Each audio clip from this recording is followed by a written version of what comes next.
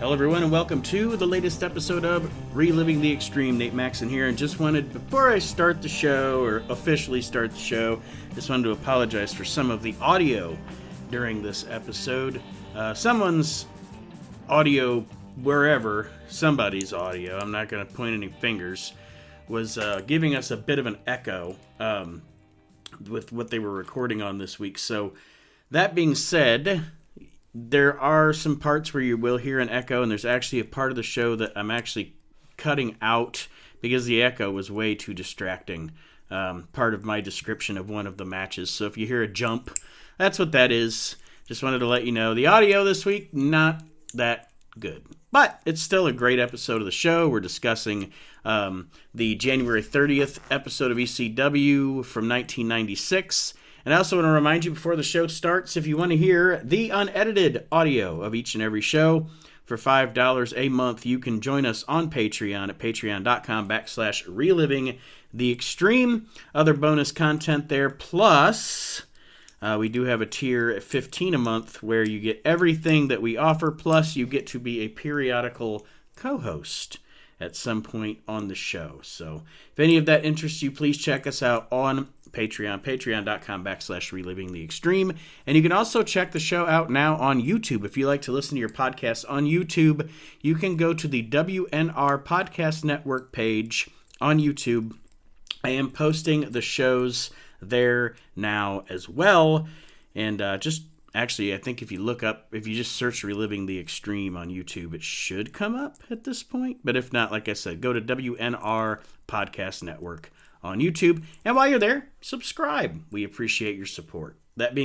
All of that being said, now let's get into the latest episode of Reliving the Extreme, January 30th, 1996 episode of ECW TV. Enjoy.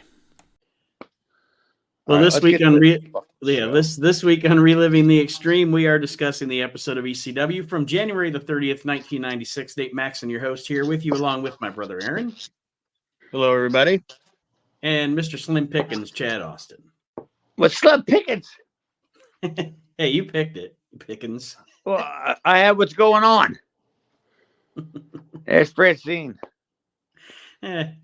We skipped a few weeks of the ECW TV show because the matches that were featured on about 2 weeks of the show were from the house party show that we watched and reviewed last week or the week before. I forget. It doesn't matter. But we'd already seen the shit, so we skipped a couple of weeks, and we got ourselves into an ECW arena taping. And there is a lot going on this episode of ECW. There's a lot going on, but there's nothing going on. It's dude, Aaron, you just stole words out of my mouth. There's a lot going on, but what actually happened? They call that a schmoz. All that's a schmoz. I mean, Mr. Hughes was involved. Seriously. I mean, let's be honest. Yeah, they show us. They start the show off by showing us footage from last week with Tommy Dreamer and Shane Douglas forming an alliance because neither one of them like Cactus Jack and the whole Raven thing being involved. And Shane Douglas just came back a week ago or 2 weeks ago, and he's already back in the main event mix again. And they do a little apologizing for him. I like how they do that. They're like, when he leaves to go to the WWF, they're like, goddamn no good, lousy traitor. All of a sudden he sucks. And now that he's back, they're like, well, he got a little injured, so he had to go wrestle somewhere where he didn't have to wrestle as Extreme. But he's back to 100% now, and we like Shane Douglas again. I mean, now at this point, I would say 3 or 4 weeks ago, I had a problem with it. Now I don't. Because Shane now he adopted it, and he's taking it to run with it, going, well, nobody else was. I was the guy that went. Now I'm back. All right. Yeah, I mean, I went to the big Fed, and I was a small fish in the big pond. Let's be honest. But now that I'm back in ECW. And it was almost, and this is one of the kind of cases where it almost didn't miss a beat. because you almost didn't know he was gone. What was it? He said 5 months, 6 months he was gone? Yeah. It was from he debuted in the WWF in August, and we're in January, and he's already back. So yeah, 4 or 5 months. Because the Raven Dreamer feud. During that time, they had the Mexicans come. You know what I mean? Like there was no nobody missed Shane then until he came out.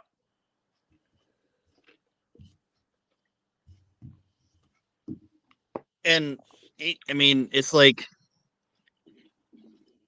the way he did it was great because he could come back and be like, they shit on me, they fucked me over. You know what I mean? It's not like he went there and he was Shane Douglas and it failed. So he can use that in his defense. Like it's not Shane Douglas didn't go to the WWF and not succeed.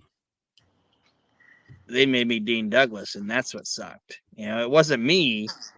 It was the character they gave me. You know what Everybody saw that. Not saying it's 100% correct, but that's the way he can sell it. Is I didn't get over in the WWF because the WWF didn't know how good I was. So now you're saying. Steve. So now you're saying since Tommy and Shane are now a tag team, we can call them the Put-Upons. Yeah. Put upon Tommy and put upon Shane, the put upon Shane. Yeah, pretty much. That's how it goes, buddy. The pudding cups. Pudding cups. Joey intros the show and shows us footage from the ECW arena, this event that the TV taping's taking place in front of, and he shows footage of Heck Myers versus Mr. Hughes with Damian Kane as Mr. Hughes' corner. All right.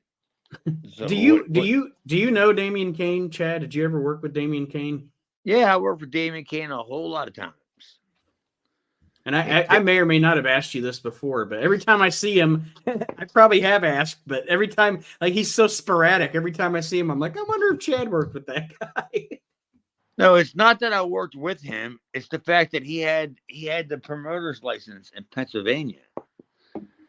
And if it wasn't at this time, Paul and Todd had split up. So Paul needed somebody that had a promoter's license in Pennsylvania to run spot shows. And Damian had his own little company, which I worked for Damian before, during, and after ECW. That he had a license in Pennsylvania because they weren't giving anymore. It was grandfathered. It was stupid the way that it worked. And Damian had the promoter's license, so Paul used him so he could use his license for spot shows. Okay, got you. And that's not even a new thing. It's not even anything that was new in the business.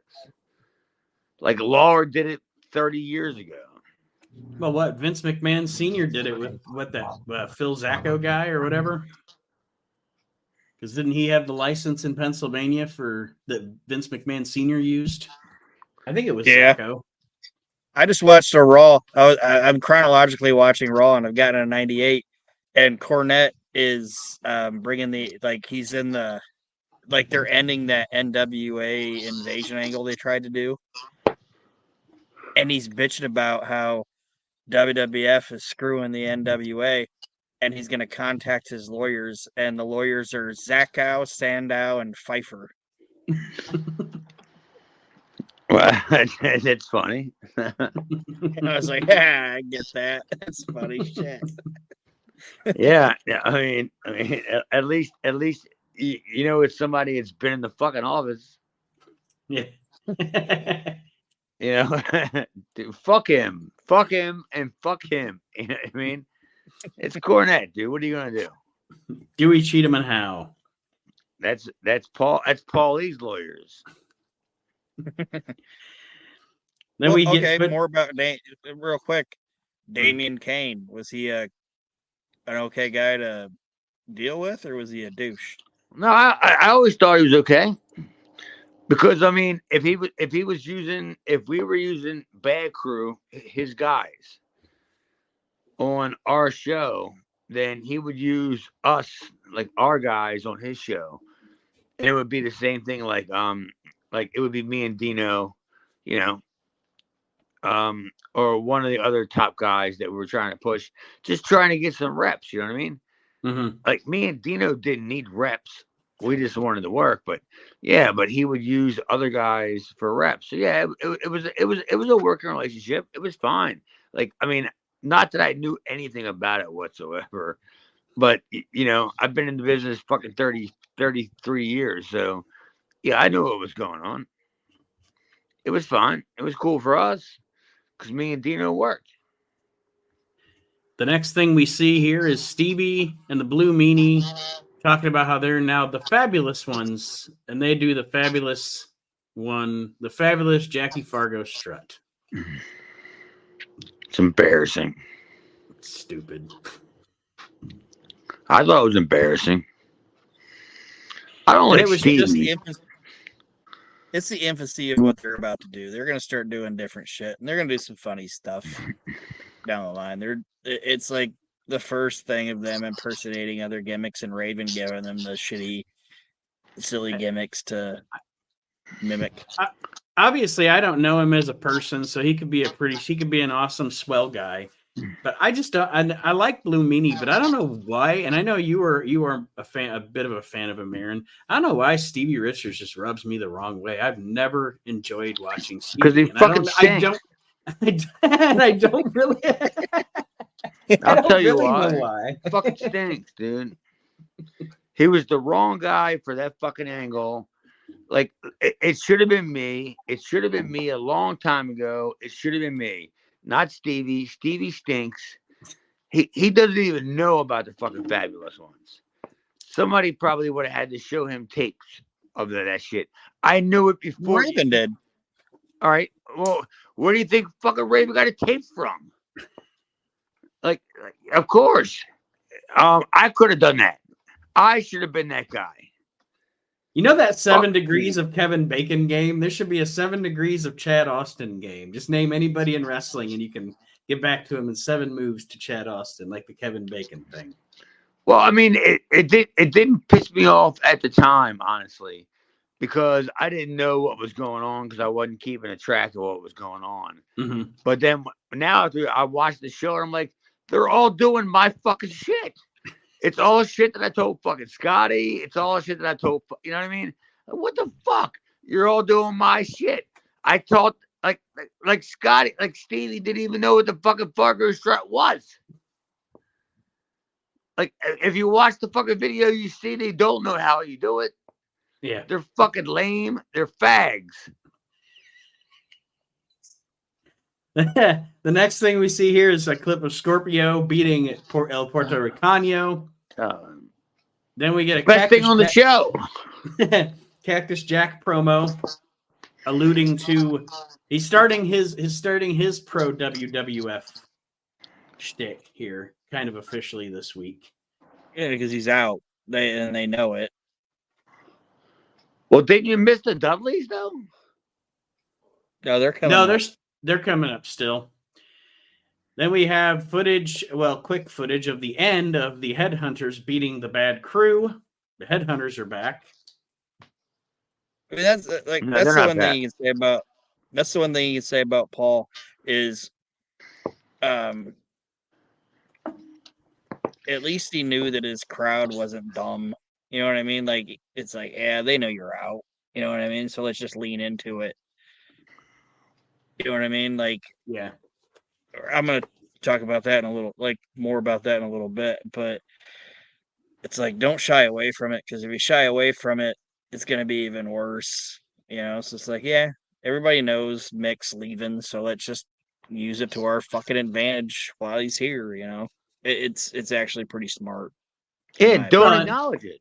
And getting someone like Mick to act pro WWF absolutely also leans into Paulie's, us versus them cult mentality that he got his wrestlers and his fans to get into. So yeah, you're right, Aaron. I mean, this is Paulie to a T.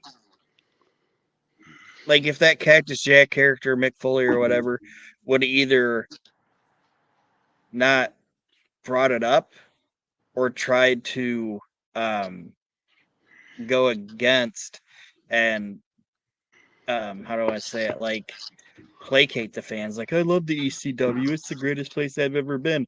And they know he's leaving. They're gonna be like, "Fuck you, you're lying." You know. So it's better to have him just be like, "Yeah, I'm going. I'm out. See you later, alligator." You know what I mean? It's super smart in my opinion. Yeah, I mean, it was good. I mean, like Jack knows what he's doing. Like, but Jack don't know what he's doing for the company's sake. He's only knew what he's doing for his own personal sake, right? Hey, he's a 1099, buddy. I mean, you know what I'm saying? Like he's not putting the company on his back. He's going, all right, if I can do this promo to benefit me, you know. Yep, absolutely. That'll work. But I mean, there's no chance I can put the company on my back. You know what I'm saying?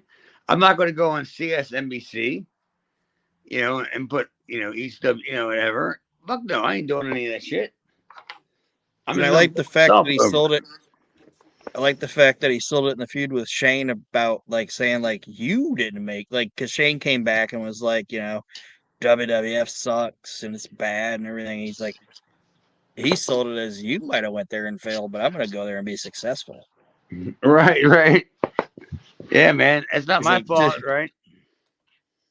I love the fact that he was like, in a couple weeks, you're gonna see me on Monday Night Raw putting a wrist lock on Mabel. Yeah, Mabel. Like he picked the one guy that he knew that entire crowd would fucking hate. Everybody knew that name when he said Mabel. Yeah, I mean, wrist lock on Mabel. Mabel would have so much heat with that crowd because literally they put the King of the Ring title on Mabel in Philadelphia in 1995. I'll tell you one thing, Mabel was a cool motherfucker, and he had a hot ass wife. Don't ask me how. I'm not even going to fucking speculate how he got that. You know what's another thing you got to give him is, for whatever reason, from 1993 until almost till he died, that was a guy that they constantly found something for him in that company in the WWF. You know what I mean? They were like, well, Mabel ain't working out, so you're going to be Viscera. Viscera ain't working out, so you're going to be the 500-pound love machine. Well, that's not working out. You're going to be Big Daddy V. They always found something for that motherfucker. Yeah, and he always found the check in his mailbox every Tuesday. Yeah, because he was smart enough to not be. He was smart enough to not say no. Nope. I don't give a fuck what you want. I'll be Chad Austin Ford. I'll be whatever the fuck you want, dude. But I don't give a fuck. I mean, as long as I walk out to that mailbox. Pay me. Like, I knew him. I knew him from Memphis, from like 90s. Was it 95? Is that when he started in WWE? No, he started in WWE in 93. I know, but they had that working relationship with the USWA, so you probably did see him in 95 down there. Yeah, we crossed paths a couple of times, like down in Memphis, and like at that time, I mean, I always hated how like when the superstars guys, like they would change in a different locker room. I've always hated that. I never understood it. I never got it, you know. And Mabel, I walked into Mabel's locker room. And he's like, "Oh, this is my locker room." I go, "I don't give a fuck. This is a big ass locker room." Well, I'm a big ass man. You know what I mean? Like it's a big ass locker room. And he goes, "Oh, all right." And then we started talking. I'm like, "Well, how long?" You know, I told him that I knew who he was, and he didn't know who I was. And then we just ended up starting up talking, you know, because I'm like, dude, I'm not gonna be a dick, and you're not chasing me out of a locker room, you know what I mean? Because of space, you know. And he had respect for me. Dude, I ain't fucking doing that shit. Fuck that. Over there's fucking 27 guys getting dressed over there. I'm getting dressed over here. I don't give a fuck if you're a Mabel who can't put any fucking food on the table. I don't give a fuck. You know, that was our relationship. Like he didn't like me, but at the end of the night, he liked me. Mm-hmm. I took him out. So that's the end of that story. I took him out. The next thing that we get here starts a sequence of what a fucking chain of events and segment this is. What's supposed to be happening, and follow along with me, folks. What's supposed to be happening is it's supposed to be the Pitbulls versus the Gangstas. Yeah, fuck in that. a no disqualification match. But for some reason, Stevie Richards comes out. Well, obviously not for some reason. It's because Francine's his quote-unquote ex-girlfriend. There's shit with marshmallow fluff. He asks her if she's pregnant. And then the Eliminators come to the ring. And this is all during what is supposed to be... All of this happens, and the match is going on between the Gangstas and the Pitbulls. Don't forget, Nate, this is all on TV. This is all formatted for TV, right? Yeah. All right. So yeah. And then the way I wrote it down was at some point I just gave up writing it down. I'm not writing it down. I wrote Nate will figure it out. Aaron, before I start going through it, Aaron, do you have anything to say here at the beginning? I watched this and I had no idea what I watched. Like I didn't know. So let me just run this down for the listeners. So this is a match. Remember, folks, this is the Gangstas versus the Pitbulls in a no disqualification match. During that match, 911 comes out and choke slams everybody. Then Todd Gordon and Fonzie come out and they're fighting. Taz comes out. Everybody else now is back in the ring. Gangstas and Pitbulls is officially going on. Taz puts 911 in a chokehold. 911 breaks out of the chokehold. Damn. Like these guys said, I took notes just because I was like, I'm going to do my best. I probably missed something. But yeah, all of that happened while the Gangstas and the Pitbulls were supposed to be having a no disqualification match. This was insane. My biggest note was why was Axel Rotten there? Well, he was there to start it all off. I guess he was there to sing the national anthem. I mean, what do you think, Aaron? Well, I mean, like part of me was like, okay, I can understand that all these tag teams are having this issue, and then it's like Axel Rotten shows up for no fucking reason. I'm like, what the fuck is going on? No, there's never no reason. Like Axel was the guy who was like, all right, everybody respects Axel. So he's the one that stepped in and all of a sudden said whatever he said, and they beat him all up. And then all of a sudden the fight started. And then where was Axel? Fight started. Axel was smart enough to roll the fuck out and get the fuck out of there. I did like the fact at the beginning of it when all the fucking shit was going down at first, the Gangsters just stood in the corner because they were like, this has nothing to do with us. Oh, sitting on the buckles? We'll just bide our time here.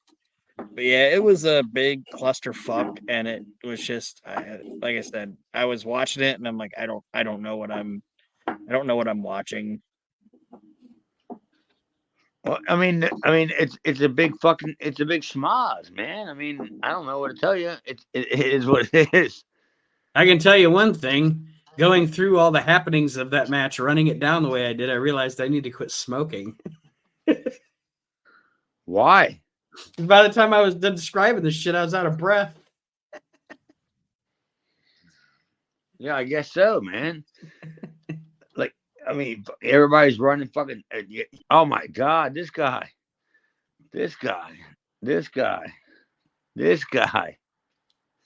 And now you got a whole room full of guys in the ring, and then now it's a whole different match. And the ECW crowd ate it up, and that's at the end of the day, that's what mattered. As a TV viewer, I have a nit to pick in a little bit about this, but overall, like I said, I thought this was. I mean, there was a lot of action. There was a lot going on, and the live arena crowd really, really ate it up. But it was just very confusing to watch on television. Dude, that's the shit the Philly crowd loves, dude. They love shit that they don't think it was planned, right? Mm-hmm. Mm-hmm. Like they've always loved that. And then when you send two guys out, and then all of a sudden two other guys run out, they're like, "Oh, this wasn't planned." They love that shit, dude. That's why all this worked. Anything else in that segment, Aaron? No, because like I said, I don't have a lot of No. notes on it because I just gave up. Like everybody's involved with everybody and choke slams and fucking Fonzie, and it's like, what the fuck is happening? Yep, pretty much. Then we quickly get a shot of Lance Wright, who looks like his hair looks like Jonathan Taylor Thomas. And then we move into here's where the Dudleys show up. It's the Dudleys, and they're supposed to be having a tag team match with JT Smith and Axel Rotten. And JT Smith is starting his Italian shtick here. It's like, hey, how can we make JT more unintelligible? Oh, I know. Let's have him pretend to have an Italian accent. It's like, I have no fucking idea what this guy's saying. I thought it was confusing before. That was Now the it's even whole worse. idea. Because I was the first person that he tried to get into the FBI, and the whole entire gimmick was for him that he couldn't even pronounce any of it. That he tried to get me into the FBI. I mean, didn't we already go over this, or has it not aired? Has it not aired yet, or was it a fucking house show that JT tried to get me on in the FBI? And I go, I don't know what the hell you're talking about. You know. Yeah, no, we haven't seen that. So, Well, that's what it was. Either on a house JT show or can't maybe talk. on a later TV state or a later TV show. But yeah, he's trying to do the Italian thing, and Axel because essentially the crowd's chanting "What's your name?" to Bubba. JT keeps doing the Italian thing. Axel gets in his face and says, "Let him say his name so we can have our match." Pretty much. Yeah, Axel got a raw deal on ECW, man. He could have been over. He really could have been over. In Todd's book, he wrote that he thought that it would be instant heat with the crowd, having a black guy trying to do like the Italian American thing, and it kind of went reverse because he said the crowd, like the live crowd, was actually, even though they booed it, they were booing it because they were like, participating, but they were super into JT doing the FBI thing. He's like, I thought it would get nuclear heat, and he was like, it wasn't. It was like these people were like, this is fucking awesome. I thought having him come out I to thought like, it was lame. Honestly, I thought it was lame, and I thought the heat that he got was lame. That's my opinion. Yeah, I was gonna say I don't like JT in the gimmick. Now, once Tracy Smothers and Tommy Rich step into the gimmick, that's Tracy Smothers. That's entertaining as fuck. Tracy Smothers gangbusters, man. That fucking dance. Holy shit. It's fucking great. I agree, but we're talking about this formation of it. I know, but I love when Tracy would hump the crowd. You got problems, Aaron.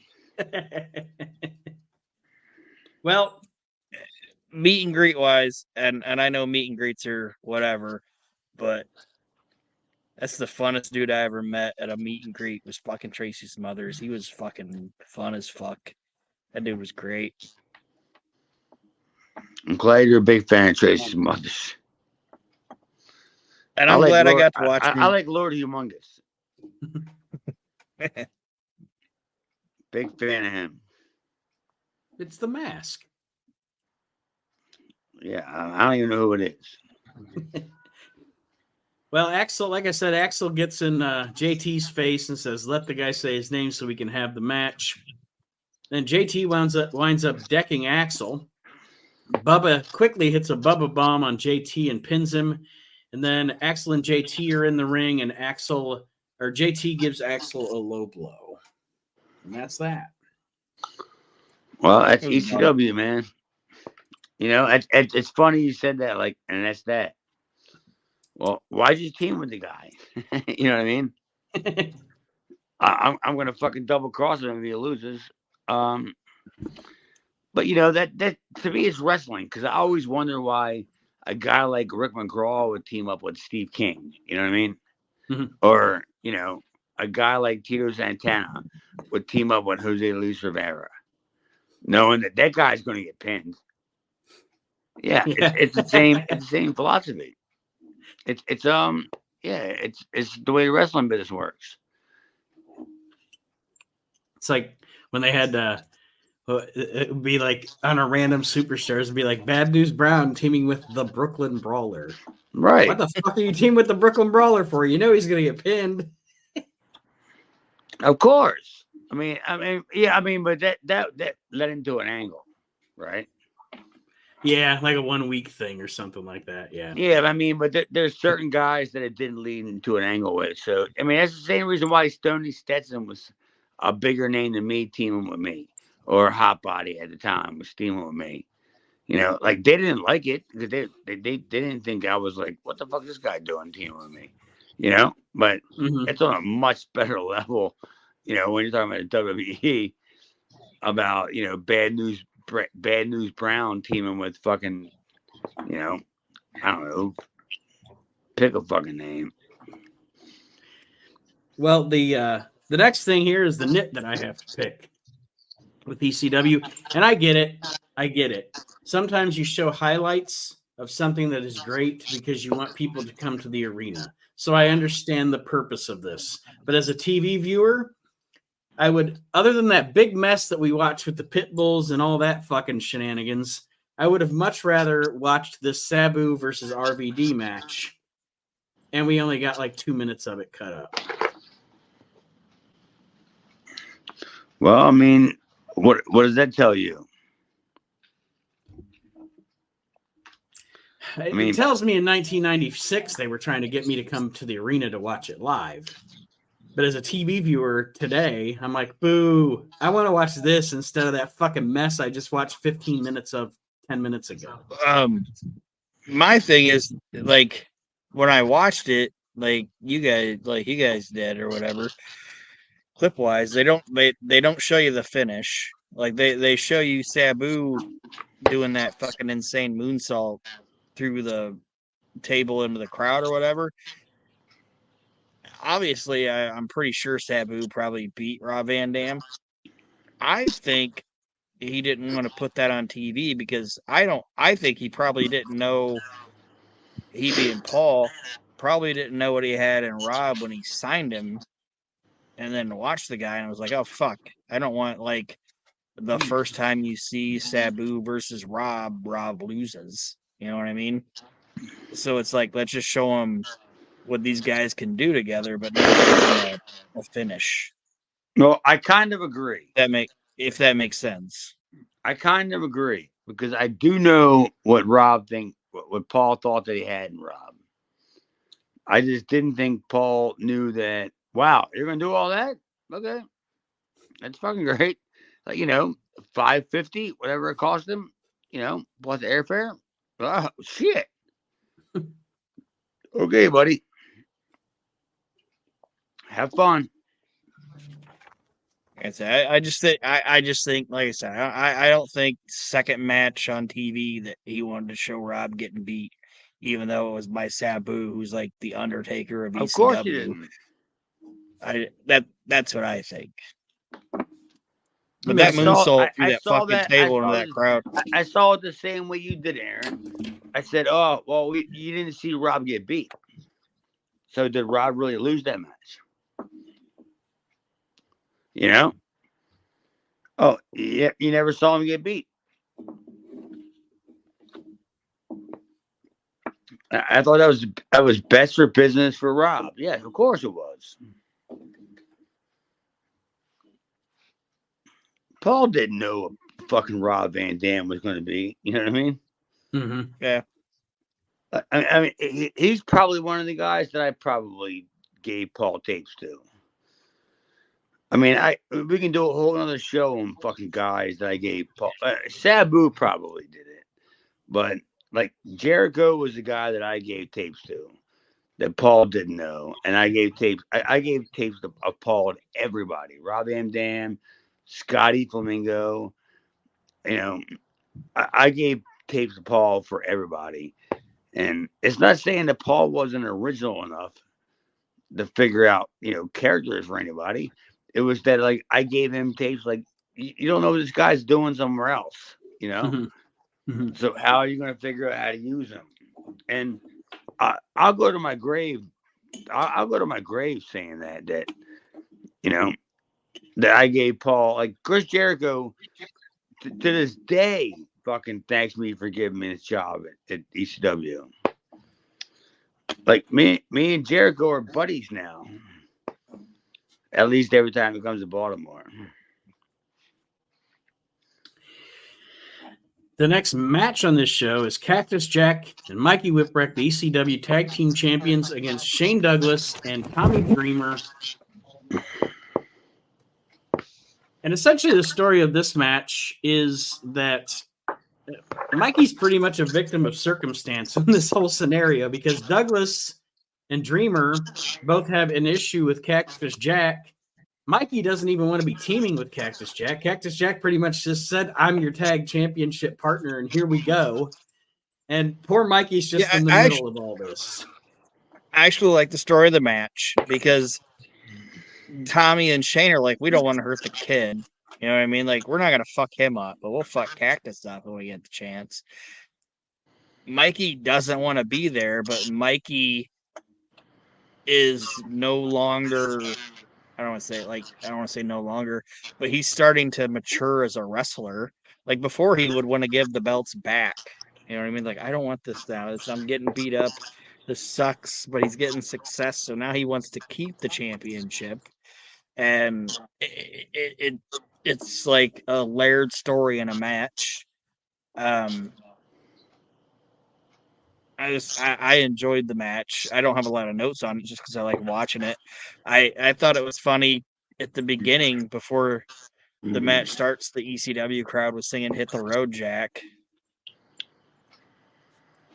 to Cactus, and Was that Mikey for you just looked at or Cactus? Not to me. They were singing it to Cactus, and I like the fact that they were singing "Hit the Road, Jack" and "Don't You Come Back No More." And Mikey just kind of looked at Cactus and was like, "I don't know what to tell you, man. They don't like you." Like, I thought that was funny, but other than that, it was just the ECW walk-in brawl. Pretty much, man. I can't argue with that one, man. Yeah, it was pretty much what it was. Yeah, I mean, there's a spot in there where Mikey DDT's Tommy Dreamer on a Nintendo, and then Raven comes out. Of Good course, Lord, you can't have that happening. Has to get involved because on every episode of ECW, Tommy Dreamer and Raven have to be in the ring together at some point, right? At least for a year, man. It's the most interesting thing going on. For you. Tommy Dreamer, it's a DDT on Shane Douglas. Cactus Jack goes for a pin, but Douglas kicks out. Shane Douglas with a chair in the ring. Cactus puts Shane into the chair with a drop toe hold for the pin, and Cactus and Mikey retain the titles. As it should have been. It didn't hurt Raven.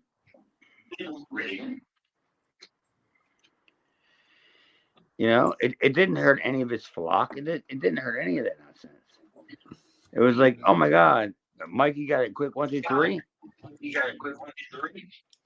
So you move on, and then you push Mikey aside, and you still had the Mankind or whatever, Cactus Jack, whatever his name is here in ECW. Mm-hmm. Yeah. Shane Douglas cuts a promo, Cactus Jack, which, oh man, he is.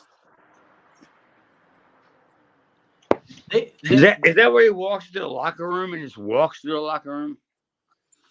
This Is that what you're talking one. about? No, this one was he was in front of a backdrop, cutting the promo on Cactus. But one thing I noted when I was writing the notes here was Shane Douglas, and this is we all age. It's no big deal.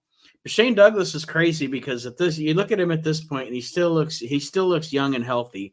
In about 2 years or 3 years, when he goes to WCW, he looks terrible. He looks like Fat Elvis, horribly out of shape and everything. And if you see him today, he looks better than he did in this promo. So it's just kind of crazy how that works. But I just still want to know what Walmart that he managed.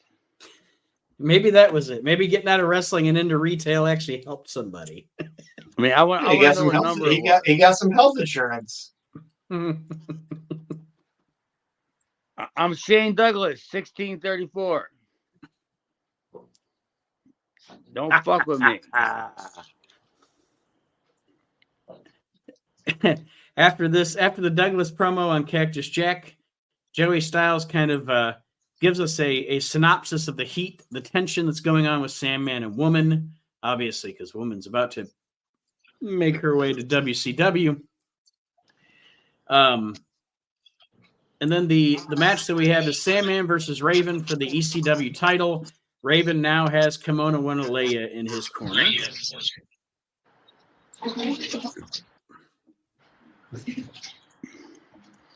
What was all that about? Huh? I'm glad I wasn't there when Kimona was there.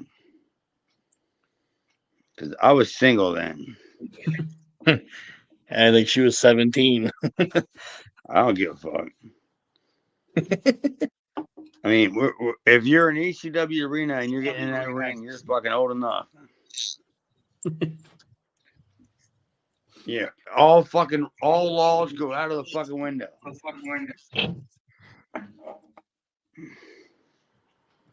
Well, the Sandman Raven for the ECW title, and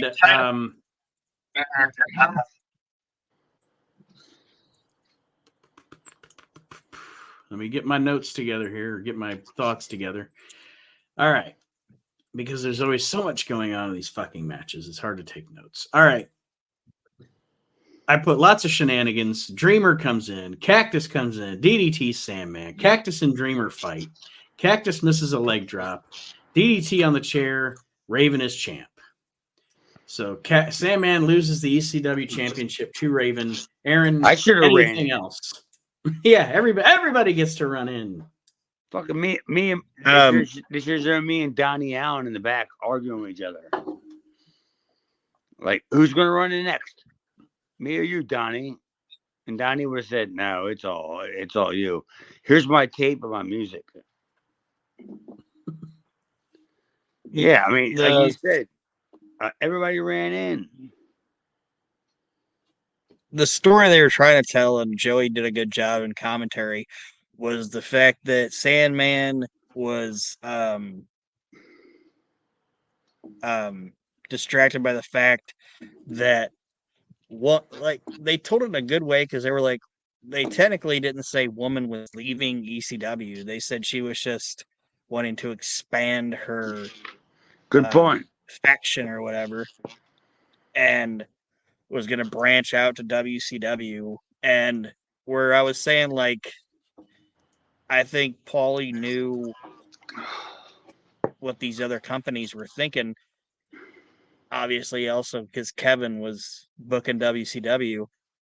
Like, they specifically mentioned that Woman is going to go to WCW. They didn't say WCW, but they said she's going to go and manage Hulk Hogan and Randy Savage. And the first thing she did when she got to WCW was manage Hulk Hogan and Randy Savage. You know what I mean? So he knew what he was doing, and he was smart in that aspect. And I think that it was a good way to get the belt off of Sandman and put it on Raven, and I didn't mind it. I thought it was a good little angle to get her out of the company, and they didn't disrespect her or anything like that, and I just enjoyed it. Yeah, I agree, man. I think what you said was totally accurate, and I have no, that's exactly what happened. Because she can go anywhere. Woman can do anything.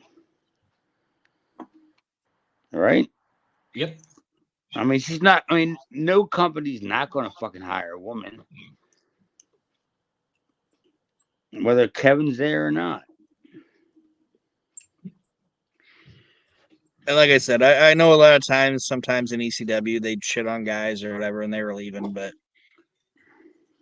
I was just glad they kind of treated her properly with it. I agree. Yeah, that's respectful. And even in the angle that we see at the end of the show, or the segment we see at the end of the show, like you said, Aaron, they don't bury her in any way. She's just being a heel, you know. She essentially says to Sandman, "You can come to WCW with me." And he goes off on, he's the icon of ECW, or not icon, but you know what I mean. He's ECW all the way. And then Scorpio comes out, and they play up a little thing with Scorpio, with woman tempting him to maybe go to side with her and go to WCW. Of course, Scorpio chooses the Sandman instead. What an idiot! And then he takes woman out of the ECW arena to end the show. But I thought, Scorpio, you're an idiot from a character standpoint. I also like the fact that hindsight being 2020, he's like, I'm ECW, I'm gonna stick with this guy, and in like 5 months, he's dancing with like the Funkettes and doing his fucking thing. Yeah. Wow, so much hatred for Too Cold Scorpio. I don't have any hatred for Too Cold Scorpio. In 5 months, he's dancing with the Funkettes. I enjoyed that. I'm just saying, it's funny just looking back on it. He didn't know that was going to happen, and from everything, like I said, reading Todd's book, and but there like, are lots, and also, oh, sorry. I was just gonna say, there's so many instances in ECW of how many people are like, I'm ECW through and through. I'll stick with this company to the very bitter end. Oh, until Monday Night Raw. I'm in the WWF, baby. Yeah, Monday Night Raw. My plane tickets are paid for. I don't have to fly on a bereavement ticket anymore. This is great. Like when Tommy Dreamer had too many numbers on his credit card thing. That's a classic ECW. When Tommy called Paul, I think it was like 4 of us, maybe 5, 6 of us at the airport, and Tommy called Paulie, and Paulie read off the fucking number like for the airline tickets, and Dreamer had the airline ticket written down, and Paulie had like 4 other numbers that weren't on that ticket. Like, he read the numbers off. And Paul and Jimmy goes, okay. Oh. And then we all stood up like, what do you mean? Well, he didn't order any tickets. Did you watch the show Roseanne back in the day, Chad? I've seen it. Well, I was just thinking, because I bet Paulie played the Roseanne and Dan Connor trick. They have a trick that it's just a funny thing to me. And like when they're paying their bills, if they don't have the money that month, they say they accidentally send the electric bill to the phone company and accidentally send the phone bill to the electric company, so that everybody's got to send everything back to everybody else. So then by the time the check's clear, they have the money in the bank. Well, that's what I'm going through right now, man. Like in Todd, I know I keep bringing up Todd's book, but Gordon talks about in his book, like when checks would go or Paul had to put something in the mail to send it, he'd be like, oh, here's the tracking number. And Todd said he would watch Paul give these people tracking numbers and there'd be like 5 extra numbers on the tracking number. That's what I said. And then Todd said, like, once him and Paul's relationship started deteriorating, Paul was supposed to send videos to this network that was going to pick up ECW, and Todd said he showed up and there was no video to show these people, and Todd called him and said, Paul, you didn't send the video, and like Paul tried to play the trick on him, and Todd was like, I know you're fucking tracking number hijinks. Like, what the fuck are you doing? Like, you're trying to pull this shit on me, and I've seen you do it to 5 other people. Or Shane Douglas saying like he'd get a plane ticket and go to the fucking ticket booth, and they'd be like, "Oh, hello, Mr. Martin. We're sorry about the loss of your sister," and he'd just be like, "Excuse me." Like, and they were like giving him like a bereavement ticket. And he was like, "Oh yeah, my sister. I'm so sad."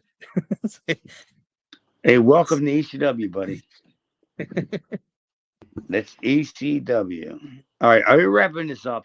We are indeed. I was just going to say, overall, your general opinions of this episode, guys? I thought it was good. I give it a B minus, solid. I'm enjoying watching it. I'd give it similar. I think it was a good chaotic show, and that's what ECW is supposed to be. It's supposed to be chaotic, and that's what it was. Indeedly doodly. Well, that being said, we are going to sign off. We want to thank everybody for joining us here on Reliving the Extreme, and we will see you next week, everybody. Have a great week. Thanks, guys.